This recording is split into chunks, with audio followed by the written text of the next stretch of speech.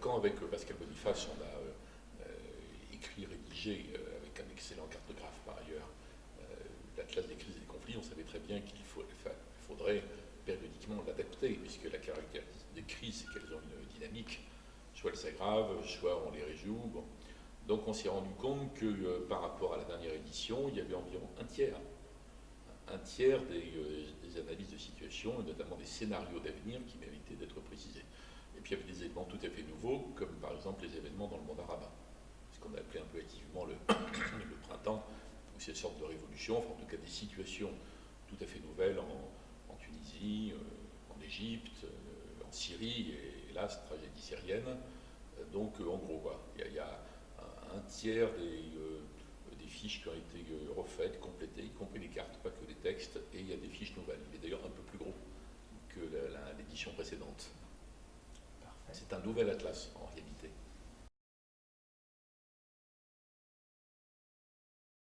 Il y a deux questions dans votre question.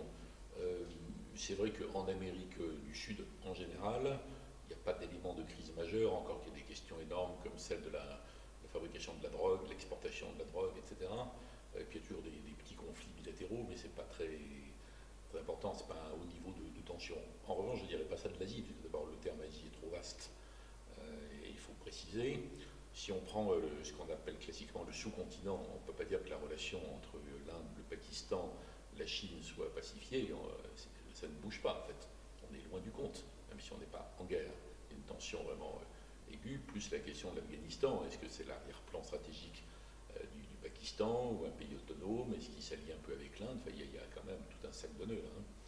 Et puis la situation dans l'Asie du Nord-Est, dans les mers de Chine, dont la Chine précisément veut reprendre le contrôle, ou en tout cas faire en sorte que n'importe qui ne puisse pas s'y balader sans que la Chine soit d'accord. Là, il y a quand même peut-être le sujet au monde potentiellement le plus explosif. Donc on ne peut pas dire que ce soit tout à fait paisible, d'autant que dans cette situation de montée en puissance de la Chine, y compris maintenant sur le plan militaire, avec la volonté des États-Unis de demeurer dominant dans le monde entier sur la haute mer, il y a une volonté américaine. Les États-Unis sont en train de passer à leur demande des accords de coopération militaire avec les Philippines, avec plusieurs pays d'Asie du Sud-Est, même avec le Vietnam, vous vous rendez compte, par rapport au passé. Donc il y a un jeu qui se met en place qui pose des questions très compliquées aux Japonais. Est-ce qu'ils peuvent considérer que leur sécurité sera assurée ad vitam aeternam par les États-Unis, ou est-ce qu'il faut qu'ils se résignent à une sorte d'accord avec la Chine, sur quelle base, ou est-ce qu'il faut qu'ils développent leur propre capacité militaire dans tous les domaines? Il y a des grandes questions quand même par rapport à ça. Alors, en ce qui concerne les États-Unis, qui était la deuxième partie de votre question, du point de vue européen, on a tendance à l'interpréter comme un repliement sur soi. C'est tout à fait faux comme vision. Simplement, l'Europe n'est plus une priorité, il n'y a pas de menace en Europe, il n'y a pas d'enjeu pour le moment, donc ça aurait été absurde qu'ils maintiennent un dispositif militaire actif en Europe. Ils gardent quelques bases, c'est tout.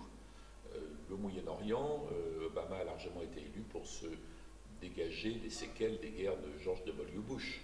Donc c'est ce qui a été fait en Irak, c'est ce qui va être fait en Afghanistan, un peu quelles que soient les suites du point de vue américain. Ils cherchent à sortir du bras de fer irano-américain qui dure depuis 1979 par le haut. Il gardera toujours le lien avec Israël. Les États-Unis ne peuvent pas être complètement indifférents au pétrole de la péninsule arabique en dépit de ce qu'on dit sur le gaz de schiste. Mais évidemment, c'est une redistribution quand même. Ils se réorganisent autrement. Et l'Asie est un plus grand enjeu. Mais c'est pas ça qui est le facteur de tension. Il n'y a aucun. Dans ce que j'ai décrit, le jeu américain n'est pas un facteur de tension. Au contraire, il y a beaucoup de pays en Asie du Sud-Est qui veulent absolument pas que les États-Unis se retirent de cette zone. Donc ils sont impliqués, ils sont partie prenante. Ils restent, même s'ils sont plus ce que j'avais appelé l'hyperpuissance dans la décennie 90, ils restent la puissance numéro 1. Mais il faut bien mettre en place tous les acteurs du jeu, quoi.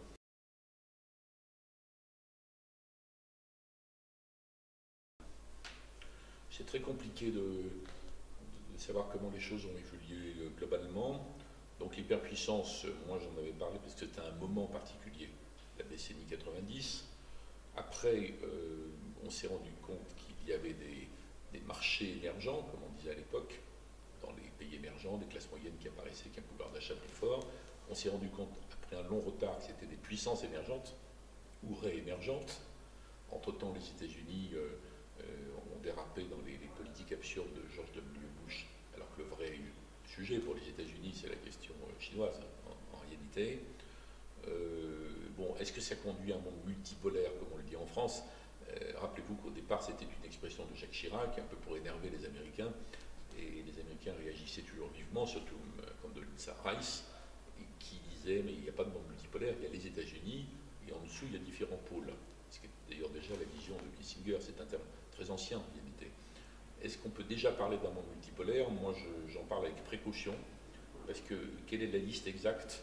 États-Unis, évidemment, Chine, évidemment, Japon encore, la Russie, oui, bien sûr, elle existe, mais elle a surtout un pouvoir de nuisance, en fait.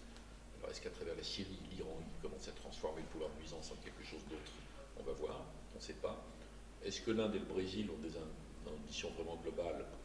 Pas évident. Est-ce qu'il faut compter l'Afrique du Sud, le Nigeria, le Mexique, l'Indonésie, enfin, d'autres très très grands pays? Pas clair non plus. Que veulent les Européens? Apparemment pas une Europe puissance à la française, mais plutôt une grande Suisse, avec une influence allemande, elle-même de plus en plus isolationniste et pacifiste. Ça donnerait une grande Suisse allemande, et ça ne fait pas pôle. Enfin, on n'est même pas sûr que les Européens, globalement, veuillent se donner les moyens d'être un pôle du monde multipolaire.